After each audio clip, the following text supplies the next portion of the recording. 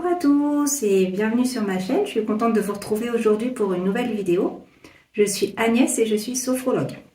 Et aujourd'hui, je vais vous faire une foire aux questions spéciale sophrologie par rapport aux questions qu'on me pose le plus fréquemment en visio. La sophrologie, c'est une méthode de développement personnel qui va vous apporter des outils pour pouvoir en fait retrouver un état de mieux-être ou alors améliorer vos capacités. Ce qu'on entend par capacité, ça va être votre estime de soi, votre confiance en vous, un meilleur sommeil, ça va être gérer votre douleur, votre stress par exemple.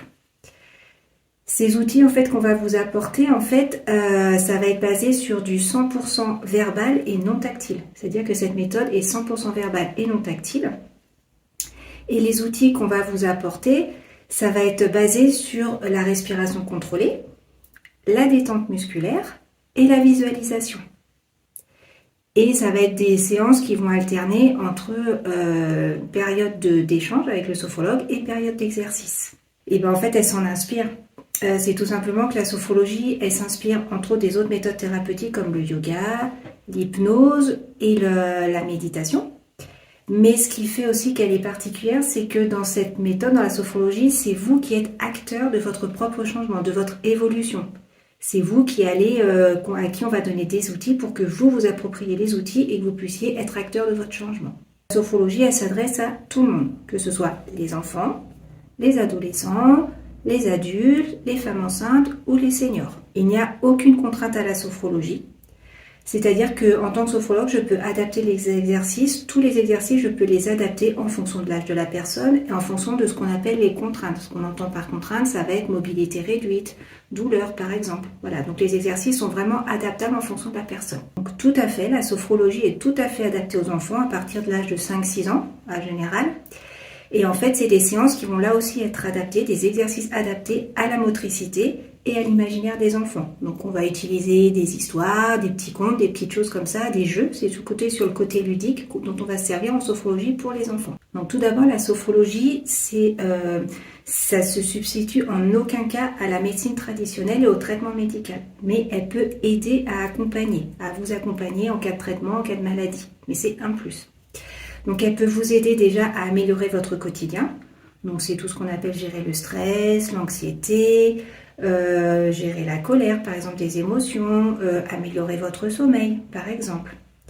Ça va être vous préparer à un événement bien particulier. Par exemple, préparer à un examen scolaire, à un examen médical, permis de conduire ou une prise de parole en public, par exemple.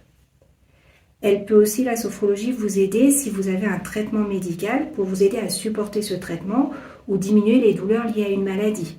Par exemple, ça va vous aider à gérer la douleur des médicaments, gérer la douleur dans les fibromyalgies ou gérer les douleurs de dos, par exemple. Le dernier point, en fait, ça va être aussi comme dernière indication de la sophrologie, ça va être pour apprendre à gérer tout ce qui est les troubles du comportement, notamment les phobies, les troubles alimentaires.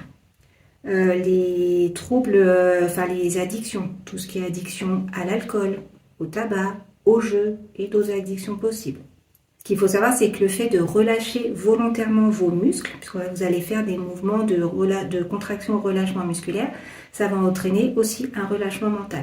En général, ça dure à peu près 1 heure, plus ou moins en fonction du temps que vous avez et du temps de votre objectif. Donc en général, 1 heure. Cette séance, elle va être, il n'y a pas besoin aussi, ce que je voulais vous dire, c'est que vous n'avez pas besoin d'une tenue particulière, vous venez habillé comme vous êtes, il n'y a pas besoin de tenue de sport ou une tenue particulière ou de tapis ou quoi que ce soit. Donc vous allez, le premier temps, en fait, il va y avoir, comme je disais tout à l'heure, les séances, ça va alterner des temps d'échange et des temps de pratique.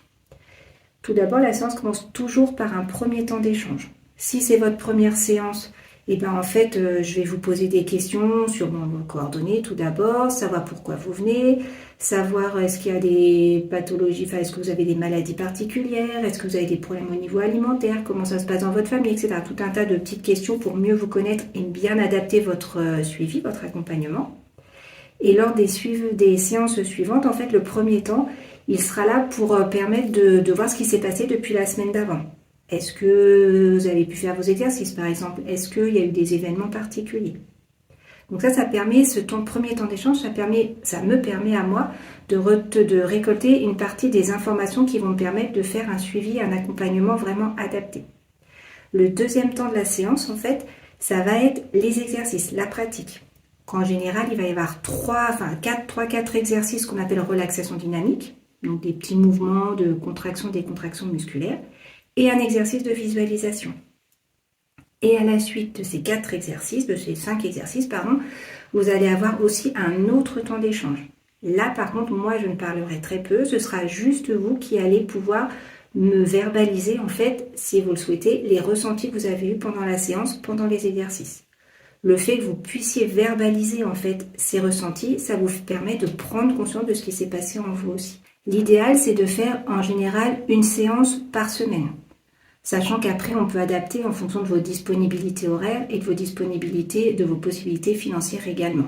On peut s'adapter. Tout à fait, c'est même conseillé de refaire les exercices qui ont été faits en séance, de les refaire chez vous, ce qu'on appelle l'entraînement en sophrologie. Pourquoi ? Parce que plus vous allez refaire les exercices, plus ça va devenir un mécanisme, vous allez vous les approprier, vous allez voir l'efficacité qui augmente, plus vous allez les faire, plus ça va être efficace en fait. Donc c'est pour ça que c'est important de refaire l'entraînement à la maison. Moi, je vous dirai à chaque séance. Et moi, ce que je vous propose à la fin de chaque séance, c'est de vous envoyer la fiche descriptive des exercices qu'on aura vus pendant la séance et également un audio de la visualisation qu'on aura fait pour que ce soit plus facile pour vous entraîner à la maison.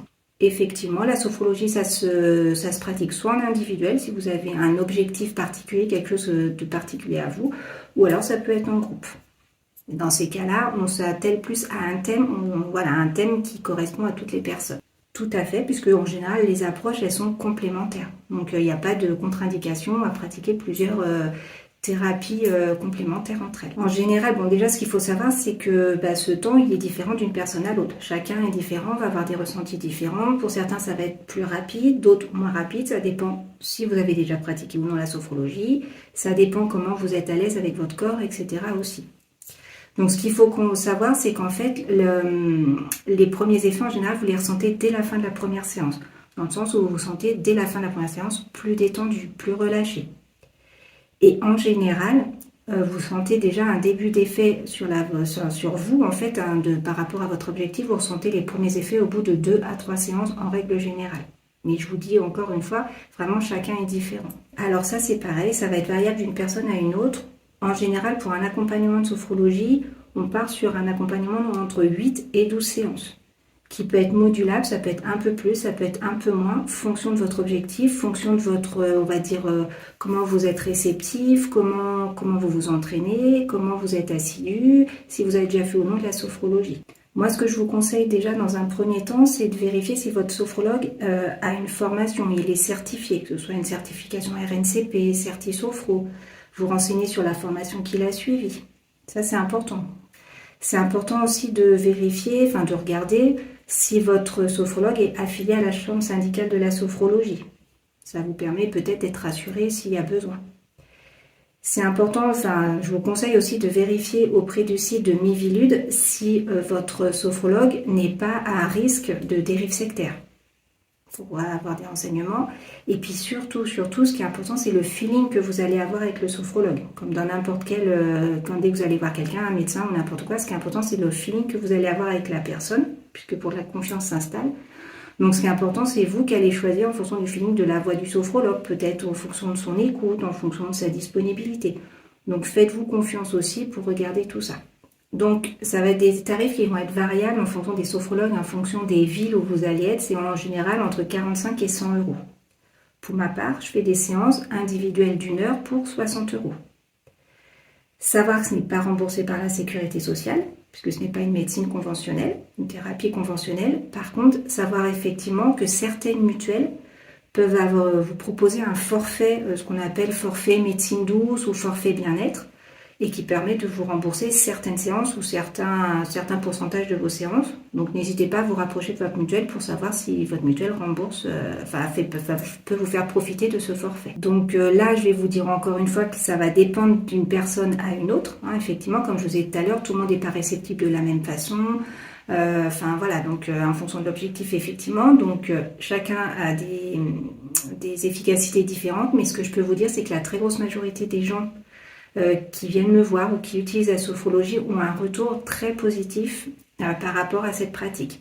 Ils vont remarquer qu'ils arrivent à mieux gérer leur stress par exemple, à réduire et à mieux gérer leur stress, à mieux gérer leur sommeil, enfin à mieux avoir une qualité de sommeil plus importante, à réussir à gérer la douleur, ce qui ne veut pas dire l'enlever totalement, mais au moins réussir à vivre du mieux possible avec la douleur, à mieux la gérer. Ça va être surtout à ce niveau-là. Donc c'est vrai qu'en général, la sophrologie, elle marche quand même très bien sur pas mal de choses. Par contre, la sophrologie, elle ne va pas résoudre tous les problèmes. On est bien d'accord que c'est toujours, voilà, si chacun est différent, peut-être que certaines personnes seront plus réceptives à l'hypnose ou à d'autres techniques. Donc c'est à vous de voir aussi celle qui peut vous convenir le mieux. J'ai fini pour la vidéo sur la foire aux questions. Donc j'espère que cette vidéo vous a plu. Si c'est le cas, je vous invite à cliquer sur le pouce bleu.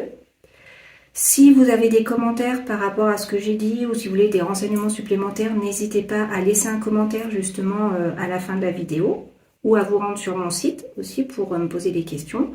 Pareil, si vous avez des thématiques de vidéos que vous souhaiteriez que je fasse, n'hésitez pas à me le marquer en commentaire. Et si vous voulez tester la sophrologie ou tout simplement découvrir la sophrologie, je vous invite à vous rendre sur mon site agnès-sophrologie.com pour prendre rendez-vous.